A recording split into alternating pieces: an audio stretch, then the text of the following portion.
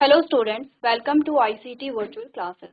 तो क्लास हम यहाँ पे डिस्कस कर रहे हैं अपना चैप्टर का नाम है the fundamental unit of life, यानी कि जीवन की जो इकाई है या मौलिक इकाई है, हम उसके बारे में बात कर रहे हैं। और जीवन की मौलिक इकाई हमने कहा क्या होगी? सेल होगी, यानी कि कोशिका होगी। तो उस सेल के बारे में आप क्या क्या जानते हैं? सेल के बारे में आप एक स्टेटमेंट जानते हैं और उस स्टेटमेंट से आपको काफी सारा आइडिया आ गया है कि सेल जो है वो स्ट्रक्चरल यूनिट है और फंक्शनल यूनिट है। स्ट्रक्चरल यूनिट क्यों है? क्योंकि हमने बोला कि जब यहाँ पर जो एम्ब्रियोनिक डेवलपमेंट चलता है, ठीक है, और जब भ्रूणीय विकास यहाँ पर होता है, तो आपने कहा कि जो नया जीव बन रहा है, जो न्यू बॉर्न है, जिसको हम जैसे कोई नवजात है, तो जब हम नवजात को देखते हैं तो उस नवजात के निर्माण की जो शुरुआत हुई थी वो एक सेल से हुई थी। यानी कि आपके और हमारे हर एक जीव की, चाहे वो प्लांट हो या वो एनिमल हो या वो सूक्ष्म जीव हो, उसके जीवन या उसके शरीर के जो निर्माण की शुरुआत हुई है वो एक सेल से हुई है, कोशिका से हुई है। ठीक है, तो ये इंट्रोडक्टरी पार्ट हमारा होता है। चलो, डिस्कवरी के बारे में हमने बात कर ली थी प्रीवियस लेक्चर में। हमने यहाँ पर ये चीजें समझ ली थी। एक चार्ट हमारे पास था, इसमें नोट हमें पढ़ना था। ठीक है, तो दो नोट हमारे पास आते हैं, एक नोट ये है और एक नोट हमारे पास ये है। अच्छा, ये जो डिस्कवरी है, देखो ये तो पढ़ना पड़ेगा और आपको जो ईयर है वो भी याद करना पड़ेगा। ठीक है, अभी एक बार पढ़ने से याद नहीं होगा, जैसे कि मैंने पहले बोला था, तो रिवीजन इम्पॉर्टेंट है। नोट देख लेते हैं। ये नोट में आपको बोला गया थियोडोर श्वान जो है, अ ब्रिटिश जूलॉजिस्ट, ये एक ब्रिटिश जूलॉजिस्ट थे, was first to observe cell have a thin outer layer which we know as a plasma membrane। तो इन्होंने सबसे पहले प्लाज्मा मेम्ब्रेन को यहाँ पे डिस्कवर किया था। प्लाज्मा मेम्ब्रेन क्या होती है, अभी कुछ देर बाद हम यहाँ पे डिस्कस करेंगे। जब सेल किन चीजों से मिलकर के बनी है, सेल का स्ट्रक्चर क्या है, तब हम देखेंगे। याद रखना, प्लाज्मा मेम्ब्रेन, थियोडोर श्वान क्या है? जूलॉजिस्ट है। ठीक है, एक और यहाँ पे साइंटिस्ट है, मैथियाज जो शेल्डन है, ये क्या है यहाँ पे? बॉटनिस्ट है, तो ये भी ध्यान रखना। दूसरा नोट कहता है the concept of cell arising from pre existing cell was started by a Virchow as a ओमनिस सेलुला ई सेलुला। तो यहाँ पर जो वर्च्यू है यहाँ पे, ठीक है, एक साइंटिस्ट हैं, उन्होंने एक लाइन बोली थी अपनी लैंग्वेज में। उन्होंने ये लाइन बोली थी जिसका मतलब क्या था? इसका मतलब था कि कोई भी नई सेल जो बनती है वो प्री एग्जिस्टिंग सेल से बनती है। इट मीन्स कि जो पहले से मौजूद सेल है उसी से बनती है। इसका मतलब क्या समझिए कि जो नई सेल बन रही है, ऐसे नहीं कि वो खुद से ही यहाँ पे ग्रो हो रही है या खुद से ही यहाँ पे बन जा रही है। वो जो बन रही है वो जो प्री एग्जिस्टिंग सेल है वो सेल से ही सेल बनती है। नई सेल जो बनती है वो सेल से ही बनी है। ठीक है, तो ये उन्होंने बोला था यहाँ पे। अच्छा, अब आपके माइंड में जो रुडोल्फ वर्चो ने बोला था, आपके माइंड में एक क्वेश्चन आएगा कि जो प्री एग्जिस्टिंग सेल है वो कभी ना कभी कहीं से तो बनी होगी। तो वो हम पढ़ेंगे तब जब आप क्लास 12th में जाएंगे। इवोल्यूशन एक चैप्टर आपके पास आएगा, तो वहां पर आप पढ़ते हैं कि कैसे पहली सेल बनी होगी। एक हाइपोथेसिस ही है, और जो सबसे ज्यादा माने जाने वाली, सबसे ज्यादा लॉजिकल हाइपोथेसिस है, उसके बारे में भी हम बात करेंगे। उससे पहले क्या क्या कदम उठाए गए थे या क्या क्या थ्योरीज आई थी यहाँ पे, तो उन सभी के बारे में हम बात करेंगे। एंड फाइनली जो आज की डेट में मानी जाने वाली हाइपोथेसिस है उसके बारे में भी हम बात करेंगे। उस पर एक्सपेरिमेंट हुए हैं और एक्सपेरिमेंट के थ्रू ये प्रूव किया गया है कि जो सेल इवॉल्व हुई होगी, जो फर्स्ट सेल बनी होगी, वो ऐसे बनी होगी। तो वो बात की बात है, अभी के लिए आप जो चीजें हैं वो ये समझिए। तो देखो, अब हमारे पास आता है सेल थ्योरी। सेल थ्योरी में कुछ चीजें आपको ध्यान देनी है। जैसे सेल थ्योरी किसने दी थी? तो सेल थ्योरी बेसिकली, वैसे तो दो साइंटिस्ट आते हैं पहले जिन्होंने पहले सेल थ्योरी दी है। वो आपके पास यहाँ पर आएंगे, मैथियास एंड स्वान, दो जो हमारे साइंटिस्ट हैं। ठीक है, जूलॉजिस्ट और बॉटनिस्ट जिनके बारे में हमने बात की है।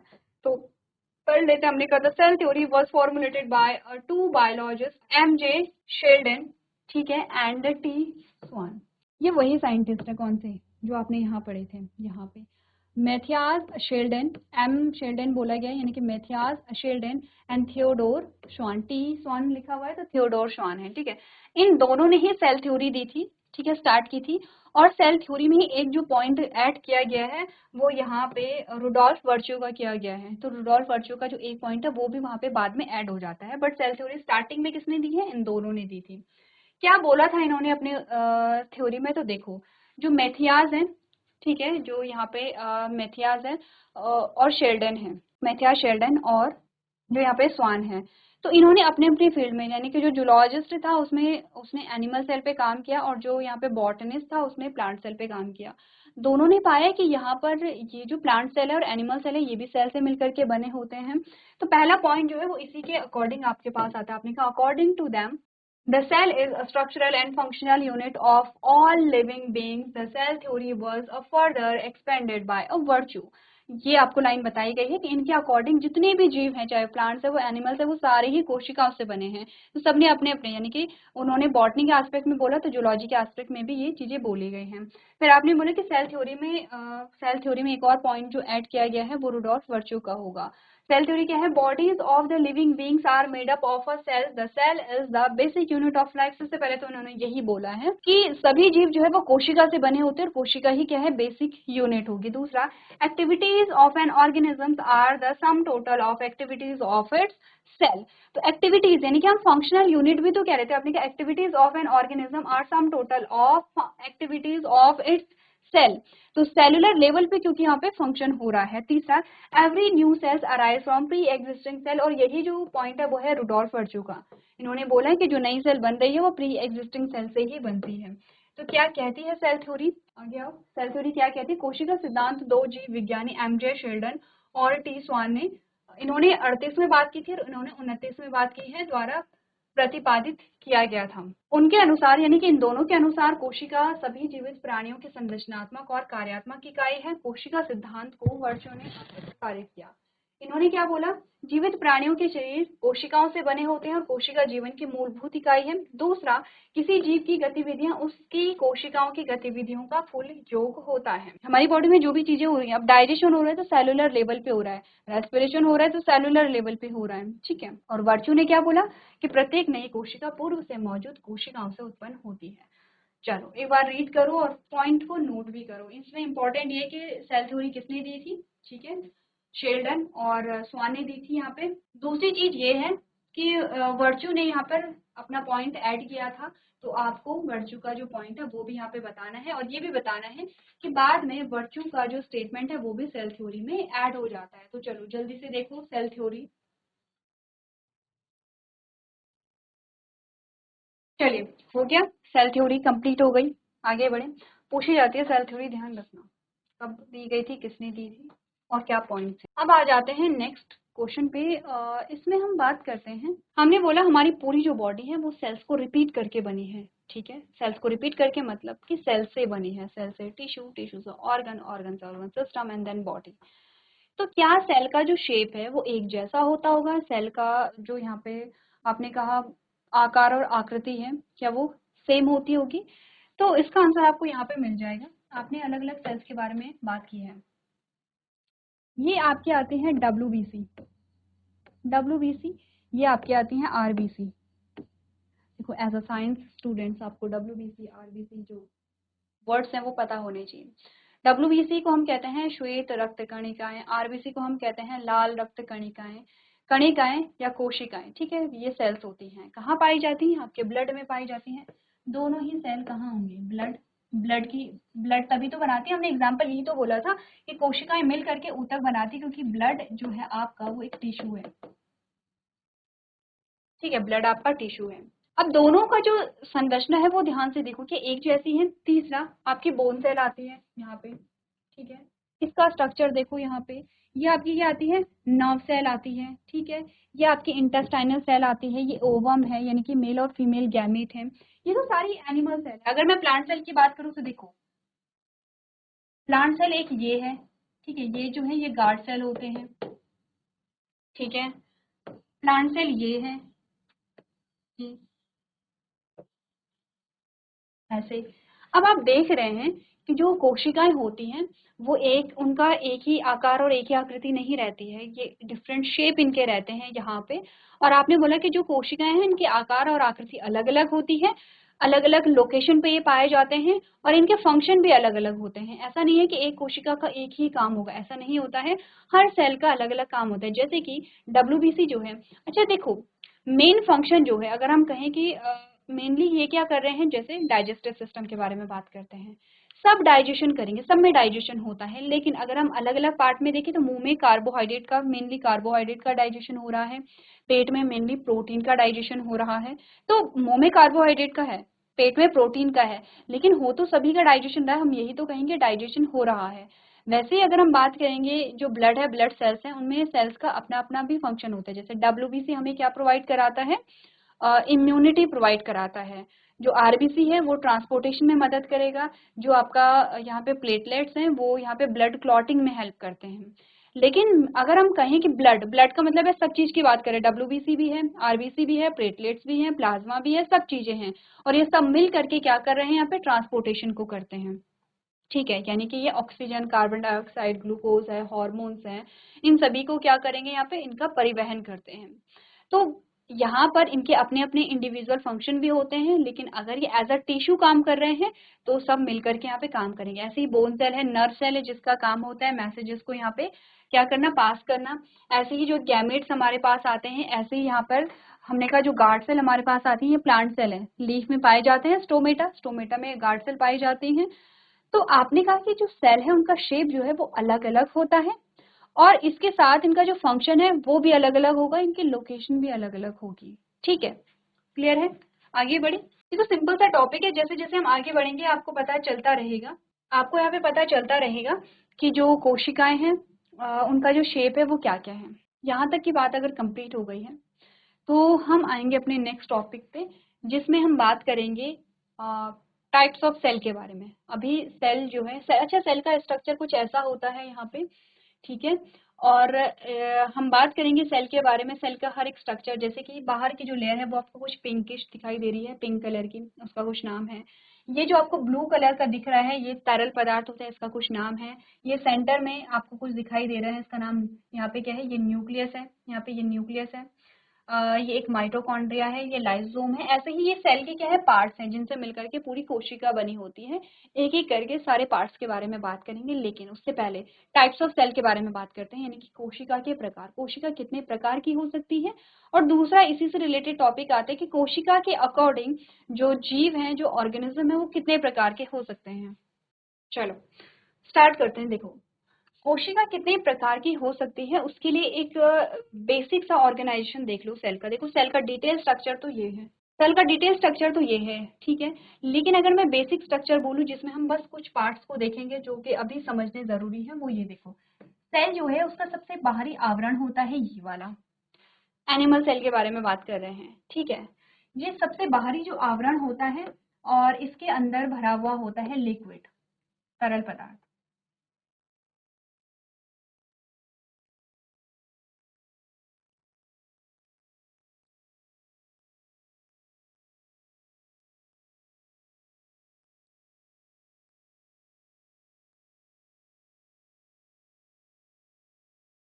ठीक है, ये तरल पदार्थ भरा हुआ है इस सेल के सेंटर में।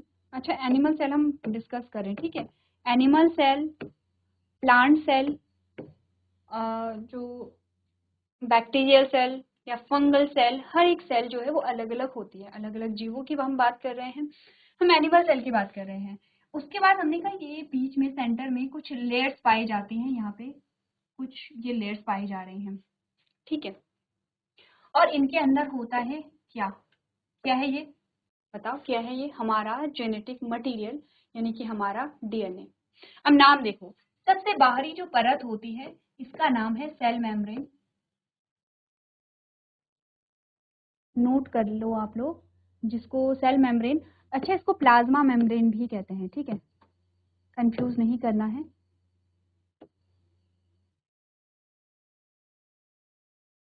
ये सेल मेम्ब्रेन या प्लाज्मा मेम्ब्रेन, इसको हम क्या कहते हैं, यहाँ पे कोशिका झिल्ली कहते हैं या प्लाज्मा झिल्ली कहते हैं, कोशिका या प्लाज्मा झिल्ली,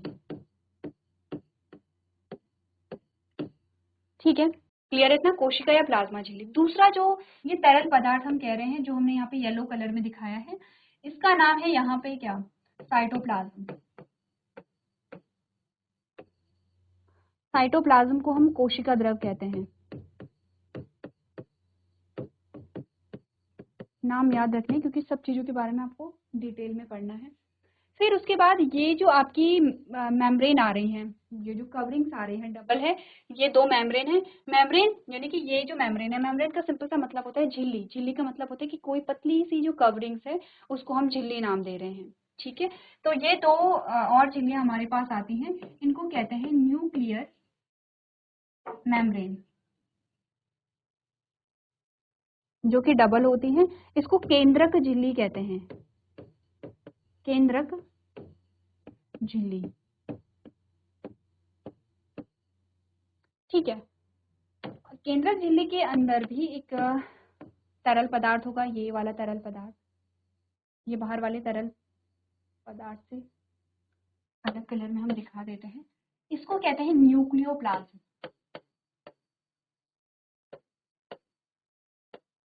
यानी कि केंद्रक द्रव।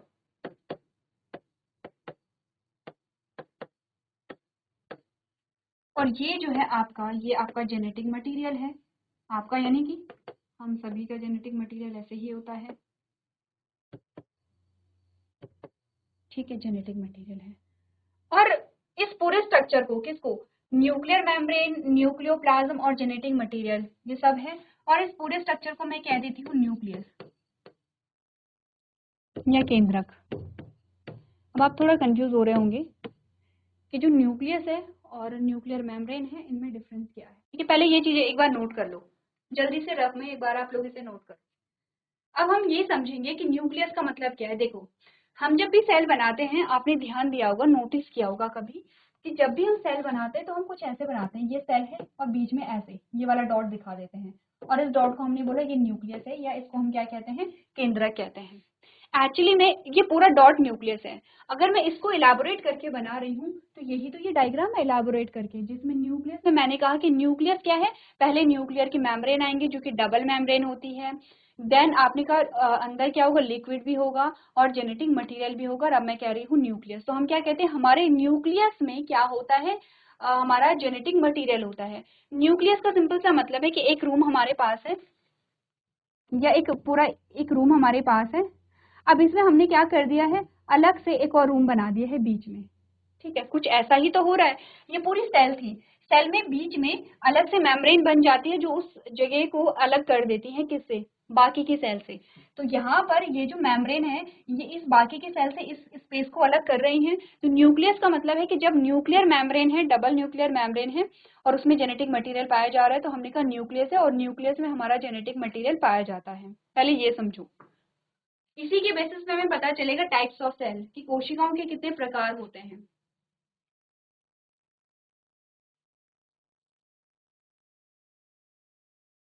चलो ये नोट कर लिया। अब मैं ये सारा हटा के बस एक न्यूक्लियस को यहाँ पे रखूंगी, ठीक है।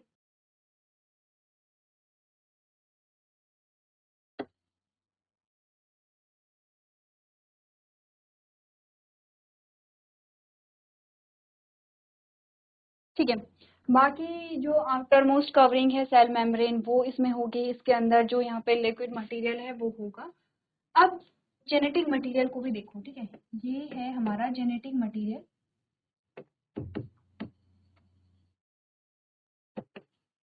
और ये न्यूक्लियस है, ठीक है, ये वाला न्यूक्लियस है जिसमें न्यूक्लियर मेम्ब्रेन पाई जा रही है। अगर मैं इस सेल की बात करूं, ये जो है ये बैक्टीरियल सेल है, बैक्टीरियल सेल को भी हम डिटेल में पढ़ेंगे क्योंकि इम्पोर्टेंट है समझना। ये बैक्टीरियल सेल का एग्जाम्पल है, यानी कि जो बैक्टीरिया होता है उसकी सेल है। और अगर मैं बैक्टीरियल सेल के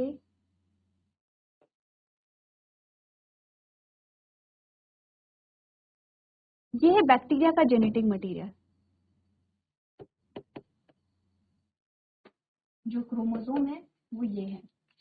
दोनों सेल में एक डिफरेंस देखो, अच्छा ध्यान दो, ये जेनेटिक मटेरियल, ये जो क्रोमोसोम है, ये सर्कुलर क्रोमोसोम है और डबल स्ट्रैंडेड है, ठीक है। दोनों जो लेयर हैं यहाँ पर, ऐसा नहीं कि कवरिंग्स आपको मिल रही हैं, ठीक है। अगर मैं इसको और ज्यादा सिंपल बनाऊं, थोड़ा सा सिंपल का मतलब होता है ये जी। तो जो जेनेटिक मटेरियल है, जैसे हमारा डीएनए डबल स्ट्रैंडेड होता है, वैसे ही ये भी क्या है, डबल स्ट्रैंडेड सर्कुलर क्रोमोसोम है। तो ये दो, ऐसा नहीं करना है कि यहाँ पर एक कवरिंग होगी और एक जेनेटिक, नहीं, दोनों ही। दोनों ही क्या है यहाँ पे जेनेटिक मटेरियल, दोनों यानी कि जो यहाँ पे डबल स्ट्रैंडेड सर्कुलर क्रोमोसोम है वो क्या है, बैक्टीरिया का जेनेटिक मटेरियल है। दोनों में अगर आप डिफरेंस देख रहे हैं तो डिफरेंस क्या है, अब ये मत बोलना कि इसमें तो लिक्विड नहीं है, हमने हाईलाइट नहीं किया है, ये तो डिफरेंस नहीं है इसका। आप बताओ इसमें दोनों में डिफरेंस क्या है अकॉर्डिंग टू लेबलिंग, जो मैंने यहाँ पे लेबलिंग की है, जो मैंने यहाँ पे लिखा हुआ है, पार्ट्स लिखे हुए हैं, क्या डिफरेंस है। केंद्रक का, न्यूक्लियस का डिफरेंस दिख रहा है क्या। मैंने यहाँ पर इस जेनेटिक मटेरियल के बाहर न्यूक्लियर मेम्ब्रेन बनाई है या नहीं बनाई है, देखो नहीं बनाई है। हमारा जो जेनेटिक मटेरियल है ये ऐसा है, ठीक है। अच्छा, बैक्टीरिया का सर्कुलर होता है इसलिए मैंने सर्कुलर बनाया है, ठीक है। ऐसा मत सोचना कि हमारा जेनेटिक मटेरियल तो ऐसे है, इसका कुछ सर्कुलर है। बैक्टीरिया का जो जेनेटिक मटेरियल है, जो क्रोमोसोम है, वो सर्कुलर होता है, डबल स्ट्रैंडेड यानी कि 2 स्ट्रैंड होते हैं, जैसे कि हमारे जो डीएनए है वो भी डबल स्ट्रैंडेड होता है। डिफरेंस हमने ये देखा कि हमारा जो जेनेटिक मटेरियल है उसके बाहर जो है वो 2 कवरिंग्स पाई जा रही हैं, 2 मेम्ब्रेन पाए जा रहे हैं, जिनको न्यूक्लियर मेम्ब्रेन कहा जा रहा है। अगर मैं बैक्टीरियल सेल की बात करूं तो बैक्टीरियल सेल के बाहर आपको कोई भी कवरिंग, कोई भी मेम्ब्रेन नहीं दिख रही है। तो आप, अगर मैं आपसे पूछूं कि बताओ बैक्टीरियल सेल में न्यूक्लियस पाया जाता है, देखो अगर मैं आपको बोलूं कि क्या बैक्टीरियल सेल में न्यूक्लियस मिलेगा आपको। न्यूक्लियस का मतलब क्या होता है, न्यूक्लियस का मतलब है कि न्यूक्लियस जो यहाँ पर है उसमें न्यूक्लियर मेम्ब्रेन होंगी, ठीक है। और न्यूक्लियर मेम्ब्रेन होंगी तभी वहां पे हम उसे न्यूक्लियस कहेंगे। न्यूक्लियस के अंदर जेनेटिक मटेरियल होता है, ठीक है। लेकिन न्यूक्लियस बनता कैसे है, इन मेम्ब्रेन से तो बनेगा। ये जो यहाँ पे न्यूक्लियर मेम्ब्रेन है, ये केंद्रक झिल्ली है, इन्हीं से तो न्यूक्लियस बनेगा। क्योंकि यहाँ पे केंद्रक झिल्ली है यहाँ पे, और इसीलिए ये जो स्थान है, ये वाला जो स्ट्रक्चर है, इसको हम न्यूक्लियस बोलेंगे, ठीक है।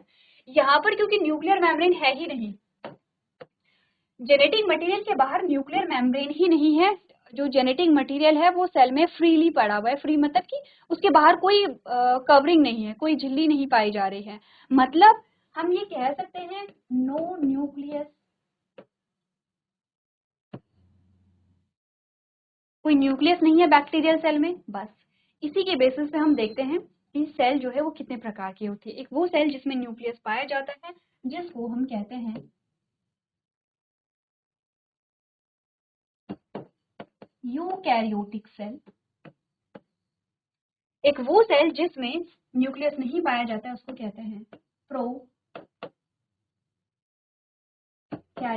सेल। प्रोकैरियोटिक, प्रो जो शब्द है उसको आप रिलेट कर सकते हैं प्रिमिटिव। प्रिमिटिव का मतलब होता है जो सबसे पुराना या सबसे पहला जो होता है। सेल जो है वो 2 टाइप की होती है, prokaryotic cell and eukaryotic cell. Eukaryotic cell में आपको न्यूक्लियस मिलेगा, अभी के लिए इतना समझो। दूसरी स्टेटमेंट ये भी है कि न्यूक्लियस बाउंड ऑर्गेनेलिज मिलती हैं। ऑर्गेनेलिज के बारे में क्योंकि अभी हमने पढ़ा नहीं है, तो मैं जब ऑर्गेनेलिज पढ़ाऊंगी तब मैं वहां पर आपको फिर से ये टॉपिक रिकॉल करवाऊंगी कि प्रोकैरियोटिक और यूकैरियोटिक में क्या डिफरेंस है।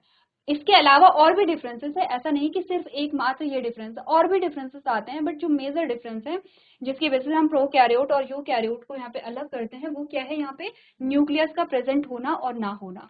तो यूकैरियोटिक का मतलब है यहाँ पे न्यूक्लियस प्रेजेंट है, प्रोकैरियोटिक का मतलब है प्रिमिटिव है, पुरानी है, और इसीलिए यहाँ पे न्यूक्लियस नहीं पाया जा रहा है। ऑफ कोर्स जो आपके बैक्टीरिया हैं या जो माइक्रो ऑर्गेनिज्म है उनका फॉर्मेशन पहले हुआ है। धीरे आपने क्या देखा है, जब भी हम चीजें पढ़ते हैं तो हम क्या करते हैं, सिंपल से कॉम्प्लेक्स की ओर बढ़ते हैं। आपने देखा सबसे कॉम्प्लेक्स जो यहाँ पे ऑर्गेनिज्म है वो ह्यूमन है, मनुष्य है यहाँ पे। तो मनुष्य का निर्माण जो है वो बहुत बाद हुआ है। स्टार्ट कहाँ से हुआ है, सिंपल से हुआ है, यूनिसेलुलर से हुआ है या प्रोकैरियोट से हुआ है। ये बहुत सिंपल कह सकते हैं हम, अगर हम अपनी तुलना में करें इन सेल्स के साथ, क्योंकि वहां पर जब ये सेल बनी होंगी तब सेल में इतनी कॉम्प्लेक्सिटी नहीं थी, सेल जो है वो सिंपल थी, सेल में न्यूक्लियस नहीं था वहां पे। तो ये डिफरेंस है प्रोकैरियोटिक और यूकैरियोटिक। एग्जाम्पल आपको पता है, यूकैरियोटिक में आपके एनिमल सेल आती हैं, आपके प्लांट सेल आती हैं, आपके फंगल सेल आती हैं। यूकैरियोटिक के एग्जाम्पल पता चल गया। प्रोकैरियोटिक की बात करें तो जो बैक्टीरियल सेल है, जो बैक्टीरिया है उसकी सेल जो है वो प्रोकैरियोटिक सेल होती है, इनको प्रोकैरियोट्स हम कहते हैं। जिनमें यूकैरियोटिक सेल पाए जाते हैं उनको यूकैरियोट्स कहते हैं। चलो देखो, लिखो दोनों को और डिफरेंस यहाँ पर बताओ। चलिए, तो हमने बात कर ली है यहाँ पे टाइप्स ऑफ सेल के बारे में, जिसमें 2 टाइप हमने पढ़े हैं। अच्छा, नेक्स्ट हमारा जो टॉपिक होगा वो भी बहुत छोटा सा टॉपिक है, जिसमें हम बात करेंगे types of organism on the basis of number of cells, यानी कि कोशिका की संख्या के आधार पे हम देखेंगे जीव कितने प्रकार के होते हैं। मैं हिंट दे देती हूँ, यूनिसेलुलर एंड मल्टीसेलुलर, एक कोशिकीय और बहुकोशिकीय। एक बार आप रीड करेंगे आपको समझ में आ जाएगा। और जो हम पढ़ेंगे यहाँ पर, उसके बाद का जो हमारा टॉपिक होगा वो होगा यहाँ पे सेल स्ट्रक्चर, कोशिका की संरचना पढ़ेंगे, जो थोड़ा सा डिटेल में हम यहाँ पे पढ़ेंगे। एक बार आप लोग घर से रीड करके लेके आएंगे। तो आज के सेशन में हम इतना ही करेंगे। अभी तक क्लास में बने रहने के लिए आपका धन्यवाद।